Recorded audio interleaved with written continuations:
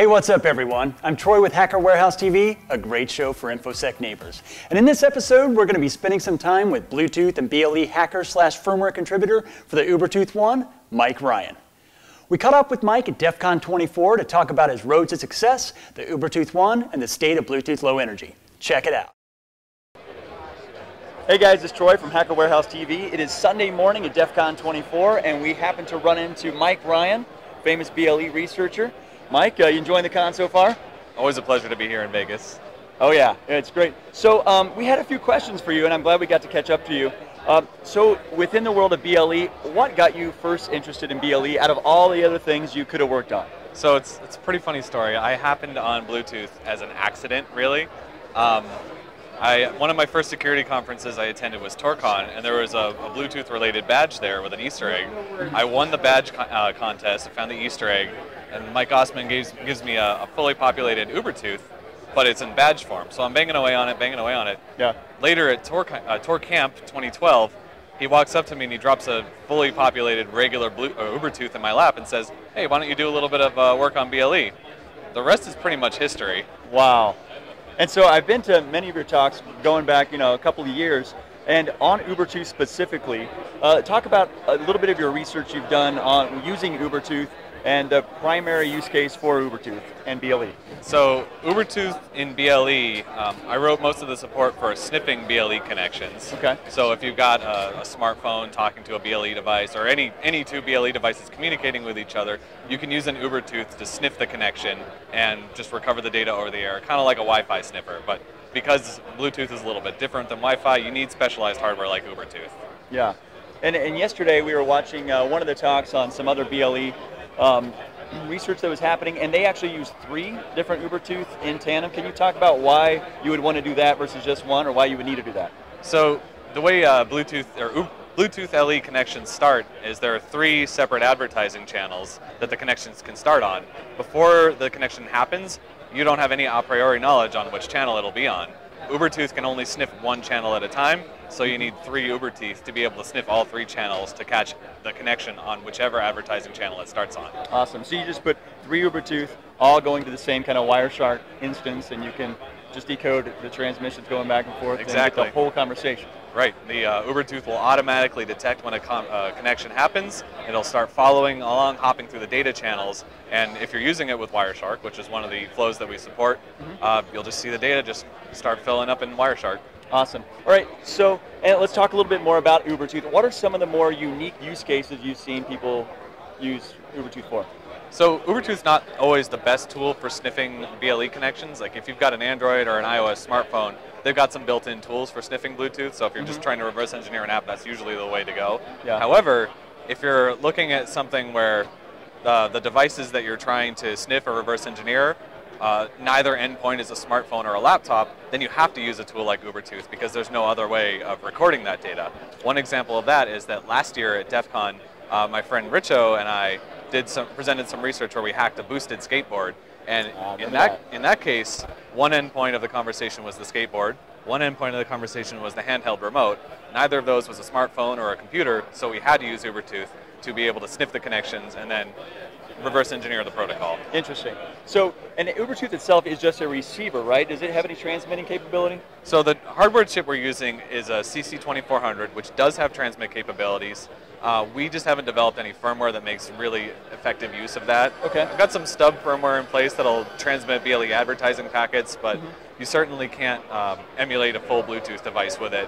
But that's a firmware limitation, not a hardware limitation. Okay. And being that it's open source, I mean, have other people put implementations out there where they can transmit with it, or is that just not in the ecospace yet? So far, we've received a lot of really great pull requests and features from people, but so far nobody's gone as far as actually implementing a transmit support, or if they have, they haven't shared it with us yet. Okay, okay. And if you think about the whole state of BLE security, like you started on this how many years ago? 2012, so what is that, 4 years? Yeah, 4 years ago. If you look at the state of BLE then, it was rather new, and where it is today, what advances have been made, if any? Well, I think really what's happened since 2012 is there's just been this explosion of devices using BLE. A lot of fitness wristbands, a lot of smartwatches now are using it, and that's just the amount of devices using it is really the main thing that's changed. The security is kind of still where it was in 2012. Really? Yeah. So what happened with Bluetooth is they released, so they knew about the issues that that I discussed back in my earlier research, which is that the key exchange is very weak and very easily broken. And I've released a tool called Crackle that can actually crack that. So the Bluetooth Special Interest Group, the SIG, who publishes the Bluetooth spec, released 2 updates since then, and the latest version of the spec, 4.2, does include a much stronger key exchange mechanism that's based on elliptic curve Diffie-Hellman. The type of attack that I described back in 2012 is no longer possible if you're using the latest version of the spec. Okay, and it's inside of 4.2 spec. That's right. If you were to look at the whole ecosystem, what percentage of devices out there today use 4.2? Devices like just your fitness wristbands. Like IoT? Yeah, IoT stuff, as far as I can tell, none of them. Okay. The only stack that I know for sure has support for some of the new 4.2 features is BlueZ on Linux. Yeah. I think Apple is pushing it out in the latest iOS update, but again, it doesn't matter if your phone is using it, if your smartwatch isn't using it, or your wristband, or whatever you. So it's always the weakest link, right? Exactly. Okay. So BLE is getting better. It's slowly getting better, it sounds like. You know, the new BLE standards are coming out, so we're at 4.1 now. 4.2 is where everyone's migrating to. 5 is on the horizon. Talk about what you've seen as far as the most interesting BLE security implementation. So a lot of people saw my talks in 2012 and read the spec and realized that you can't really rely on the security of the protocol, at the time at least. Right. So they've started implementing their own custom security implementations, custom encryption. I've seen a lot of funny stuff there. Probably the most interesting thing I actually saw reviewing Bluetooth products was a device that had a built-in firmware update mode. And it used some sort of custom special trickery and special messages. Internally, it was all implemented as a state machine.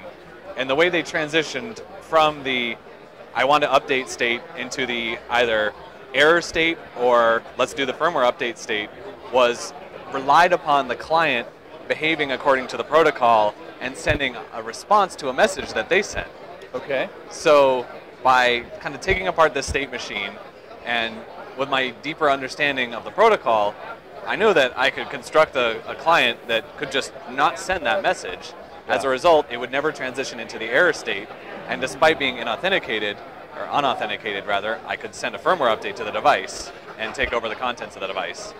That is really interesting. Everyone's trying to come up with their own proprietary way to add security on top of it. Usually open standards the best way to do it, right? Yeah. Would you necessarily not recommend trying to roll your own security on top of BLE, or what's your advice there for vendors that, let's say I'm a vendor and I'm just coming out with a device, what's your advice?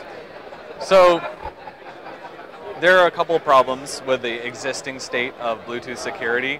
When I spoke about it in 2012, I made a deal about this key exchange problem.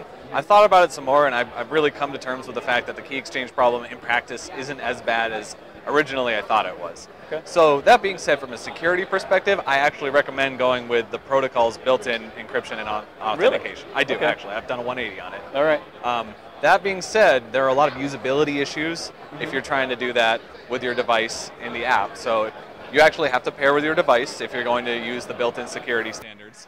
And there are some circumstances in which you'll have a degraded user experience. For example, if the device's battery dies, or if you want to pair with multiple devices.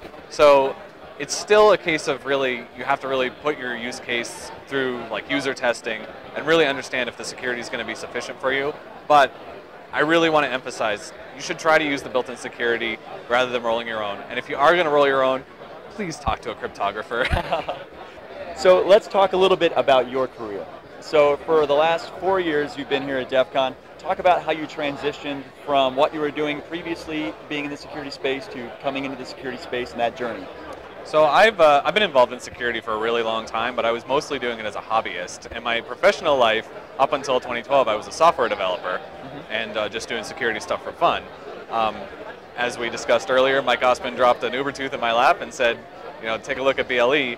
I presented at TorCon in 2012, a few months later, and that actually got the notice of ISEC partners who had me in for an interview and they offered me a job, and that's how I entered the professional space doing security stuff. So it all came through, you got this piece of hardware, you did a call for papers for TourCon, and then you got accepted at that talk, and then you spoke about it, and then they just kind of came to you, right? More or less, yeah. Wow, that's incredible. Yeah, that's really great. Do you have any advice for people out there that they want to get into the security space? Any advice for them on how they might do that? So first off, if you're not in the security space at all and you're just doing something else for your professional career, spend some time doing it as a hobbyist, do it on the side, get some cool projects together, and then the most important thing is get the word out. Do talks at security conferences, write blog posts, tweet about it on Twitter. Just make people aware that you're out there and you're doing cool stuff. Yeah. I so frequently encounter people who have such cool stuff to tell me, and I'm like, cool, so where's your blog? Or, where can I learn more about it? And they're like, oh, I just do it for fun. Yeah. If you want to get into the industry, you got to let people know you're out there. Yeah, and I think I keep up with you just through Twitter. So if anything, go out there, market yourself, get a blog, tweet about it, and get out there. Blogs are cheap. Go to blogspot.com and register whatever you want. Exactly. Yeah, so I've been out to your ICE9 website, and it's ice9.us, and there's a lot of great information there, some of your past CVEs. Tell us about some of the things you're doing out in the community of... So we were just out at Wrong Island Con last weekend in Catalina off the coast of Los Angeles. We sponsored the badge, which is right here. Awesome. It's a duck-shaped Bluetooth slide clicker because we wanted to do an electronic badge and we also wanted it to be useful. So you can pair this guy with your laptop and it will, next slide, previous slide. So all the speakers got one of these. Very interesting. Yep. Yeah, so you did the firmware for this guy? Yeah, so my good friend Nico did the board design. I just told him, build a board around this Nordic NRF51 chip here. Great chip. And I did the firmware design myself. It's all based on Apache Minute, which is a great open source RTOS with a Bluetooth implementation. And the firmware is open source. I've released it on my GitHub, so you can go check that out. Okay. It's on github.com/Mike Ryan. Perfect. Awesome. Well, we'll head out there and so the hardware's open source, software's open source. You can make your own Mario Duck badge if you like. Yeah, open source, top to bottom. That's how we like to do it. Excellent. Well, that's a good lead-in for how can people find out more about your research. You have a blog, you have a website, Twitter that you want to throw out there for everybody to get more information? So I recently started my own company called Ice9 Consulting. You can check us out. My website is ice9.us. I've got links to some of my research there, some of the CVEs. I've got a blog over there as well. My Twitter handle is very hard to spell, but I'll spell it out for you. It's MPEG4Codec, MPEG4CODEC.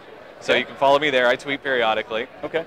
And yep. Excellent. I've actually been out to your ICE9 website. A lot of good information out there. So head over to ice9.us, right? Yep. Okay. If you want to learn more information about Mike Ryan's research, again, Troy here with HackerWarehouse.tv. Thank you, Mike Ryan, for speaking with us here at DEFCON 24. Appreciate it. It's been a pleasure. All right. Thanks so much.